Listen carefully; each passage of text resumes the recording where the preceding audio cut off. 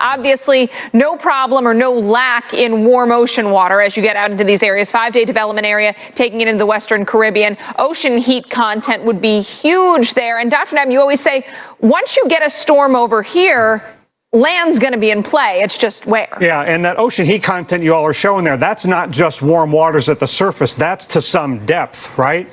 And this, by the way, is the plan for the hurricane hunters. They're going to start flying this tomorrow, this 98L. But if ocean heat content, if sea surface temperatures are fuel for your car, ocean heat content is like high octane fuel. It's additional fuel below the surface. So we got to get on this one, and the hurricane hunters will start flying it tomorrow as it is going through the Windward Islands tomorrow.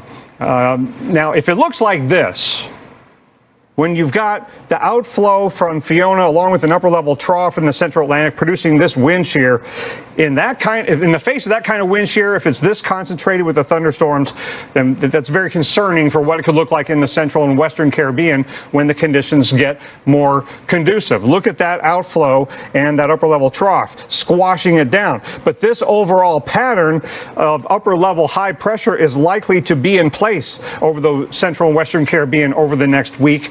And that's why the possibility of a system getting into here is very concerning. And we haven't had any significant systems churning up the waters and eating up some of that energy in the Gulf and the Caribbean like we have with the several systems in the East Pac, like the cold wake caused by Earl. So that months-long lull that we've had in some ways could be working against us in the coming days. And then you've got the water to some depth there that Mike and Alex were showing you. So given that ocean setup, when you get Fiona out of here, that upper level outflow and wind shear disappears. And with the troughs moving across the mid-latitudes in the continental U.S., you end up with upper level high pressure down in the Caribbean. So we could have a very significant system in the Western Caribbean in less than a week, guys. So this is the time now to start making some preliminary hurricane preparations that are easy to do, because if you wait till the last minute to get ready, if this plays out,